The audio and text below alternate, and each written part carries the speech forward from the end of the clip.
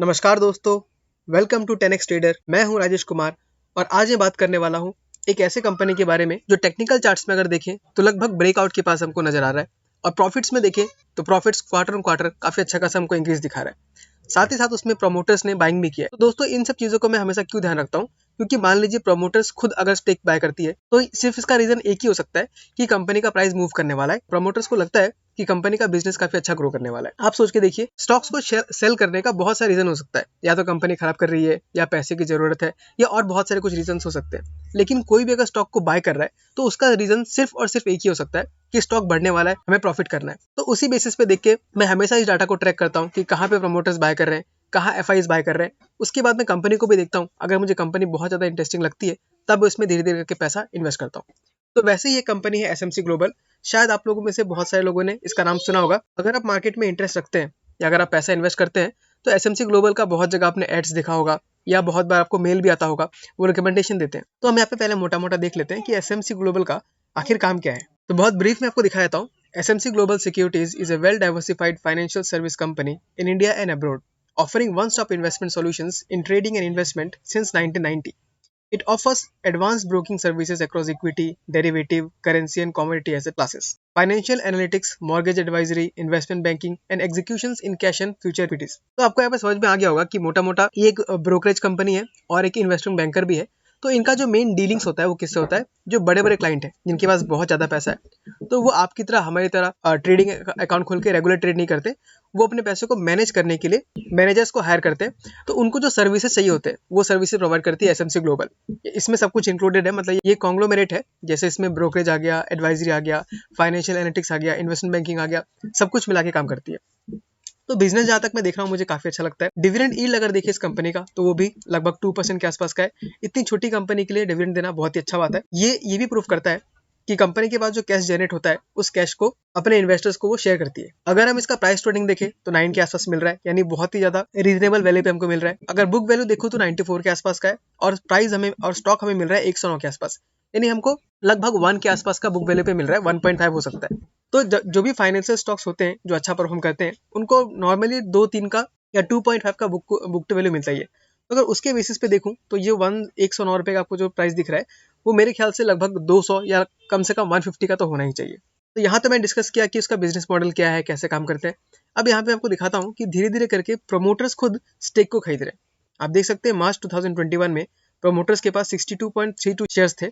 अब वो बढ़ के 67.39% पे आ गया, यानी प्रमोटर ने खुद लगभग 5% शेयर बाय किया है। अगर हम एफआईज का देखें तो एफआईज बहुत ही हल्का सा होल्ड करते हैं। जहां पहले 1.15% हुआ करता था अब वो घट के 0.92% पे आ गया।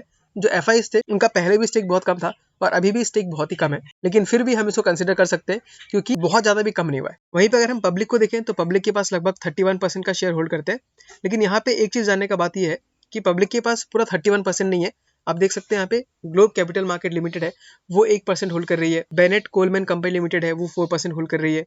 Excel stock broking private limited है, वो 1.24% होल्ड कर रहे हैं। तो आप देख सकते हैं इसमें से जो प्योर रिटेल, जैसे आपके और मेरी तरह जो रिटेल है वो बहुत ही कम है। लगभग यहाँ पे 15% शायद बड़े बड़े इन्वेस्टर्स होल्ड कर रहे हैं। यहाँ पे कैलकुलेट कर लेता हूँ, लगभग 12-13% जो है वो बड़े बड़े इन्वेस्टर्स होल्ड कर रहे हैं। तो अब अगर देखिए तो नेट यहाँ पे सिर्फ आपको 18% के आसपास ही वो पब्लिक होंगे जो आपकी और मेरी तरह होंगे, जो छोटे छोटे अमाउंट में होल्ड कर रहे होंगे। तो शेयर होल्डिंग पैटर्न भी देख सकते हैं काफी अच्छा है। अब अगर मैं आपको प्रॉफिट्स दिखाऊं इसका कंपनी कैसा काम कर रही है, तो आप देख सकते हैं इसका प्रॉफिट जो है बहुत कंसिस्टेंट रहा है, लेकिन पिछले एक साल से प्रॉफिट इसका धीरे धीरे बढ़ रहा है। आप देख सकते हैं पहले 300 करोड़ था 2022 सितंबर में, 319 करोड़ का हुआ, 306 करोड़ का हुआ, थोड़ा घट गया, फिर 311 करोड़ हुआ और अब 389 करोड़ है सितंबर क्वार्टर में। अभी इस क्वार्टर का रिजल्ट आया नहीं है, शायद 5 तारीख को आने वाला है। आप देख सकते हैं कि ऑपरेटिंग प्रॉफिट अगर एक्सपेंसेस को माइनस करने के बाद देखें तो कंटिन्यूअसली बढ़ रहा है और अब लगभग ये कंपनी 100 करोड़ के प्रॉफिट के आसपास पहुंच गई है एक क्वार्टर में। अगर ऑपरेटिंग प्रॉफिट मार्जिन देखें तो वो भी देख सकते हैं कंटिन्यूअसली काफी स्टेबल नजर आ रहा है। इनफैक्ट हमको थोड़ा बढ़ते हुए नजर आ रहा है, 21, 25, 24, 25, 24। तो काफी स्टेबल मार्जिन है और बहुत ही हाई मार्जिन मुझे दिखता है। तो काफी एक अच्छा न्यूज है। नेक्स्ट अगर हम ईपीएस देखें तो ईपीएस में भी आपको कंसिस्टेंटली ग्रोथ दिख रहा है, 2.81, 3, 2.07, 2.87, 3.78। तो ईपीएस एक बहुत ही इंपॉर्टेंट क्राइटेरिया होता है किसी भी स्टॉक को देखने का।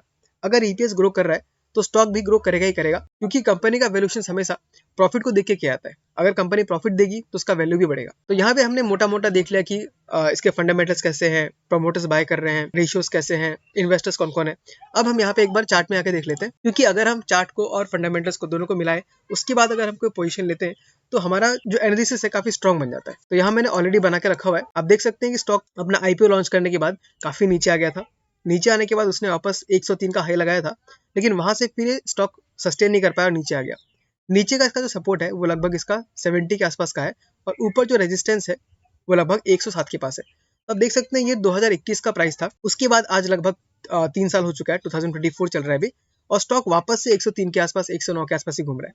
इसको अगर मैं जूम करके दिखाऊं तो आपको क्लियरली दिखेगा कि स्टॉक जो है वो एक कोशिश कर रहा है कि इस जो रेजिस्टेंस जो ब्लू दिख रहा है ऊपर लाइन को, इसको ब्रेक करने का। आप देख सकते हैं एक बार टच किया फिर नीचे आया, दूसरी बार टच किया फिर नीचे आया, और तीसरी बार अभी वहीं पे घूम रहा है। तो आप देख सकते हैं यहाँ पे एक हमको छोटा सा अपट्रेंड बनता हुआ दिख रहा है, और यहाँ पे हमको बड़ा सा कंसोलिडेशन भी हो रहा है।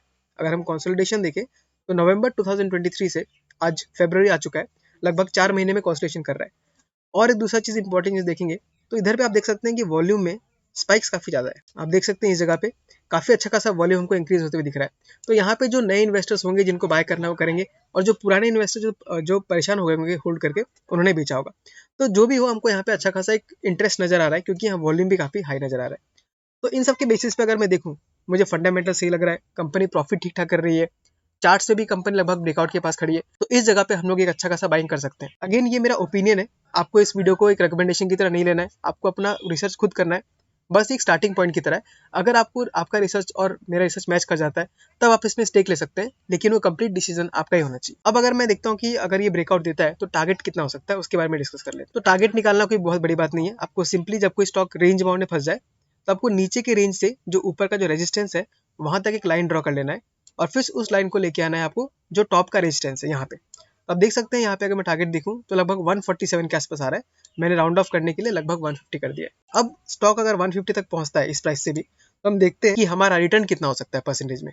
आप देख सकते हैं हम लोग का जो रिटर्न होगा वो लगभग 36-37% के आसपास होगा, जो कि बहुत ही बेहतर है मानता हूँ। साथ ही साथ कंपनी डिविडेंड भी देती है रेगुलरली, तो वो डिविडेंड के भी आप हकदार हो सकते हैं। तो आपका नेट नेट मान लीजिए 38% के आसपास पहुंच सकता है आपका। तो दोस्तों ये था एसएफसी ग्लोबल के बारे में। ये एक स्मॉल कैप कंपनी है, तो इसमें ऑफकोर्स रिस्क तो ज्यादा है, लेकिन स्मॉल कैप कंपनी में लगाने से ही हमको मल्टी बैगर रिटर्न मिल सकते हैं। तो अब आप मुझे बताइए आपको ये वीडियो कैसा लगा। अगर ये वीडियो आपको अच्छा लगा तो इस वीडियो को लाइक कर दीजिए, और हो सके तो चैनल को सब्सक्राइब भी कर दीजिएगा, क्योंकि ऐसे वीडियोस में लाते रहता हूँ।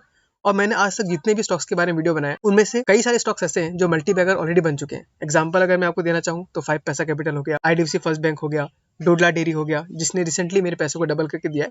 मैंने उसका लिंक भी शेयर किया था और मैंने उसका फोटो भी शेयर किया था। विजय डायग्नोस्टिक मैंने स्टॉक शेयर किया था जो लगभग 70% के आसपास हमें प्रॉफिट दे रहा है। और भी ऐसे बहुत सारे स्टॉक्स है जो कि मैं शेयर करते रहता हूँ, और मैं स्टॉक्स जनरली वही शेयर करता हूँ जिसमें मैं खुद बाय करना चाहता हूँ या मैंने खुद जिसमें इन्वेस्टमेंट किया हो, क्योंकि जिस स्टॉक में मुझे खुद भरोसा नहीं है उस स्टॉक के ऊपर मैं ज्यादा विश्वास नहीं करता हूँ। और अगर आप मेरे साथ जुड़ना चाहते हैं तो मेरा टेलीग्राम चैनल है जो कि बिल्कुल ही फ्री है, आप जाके ज्वाइन कर सकते हैं, लिंक आपको डिस्क्रिप्शन में मिल जाएगा। ठीक है दोस्तों, आज के वीडियो में इतना ही। मिलते हैं अगले वीडियो में किसी अगले स्टॉक के साथ। तब तक के लिए tata bye bye, take care.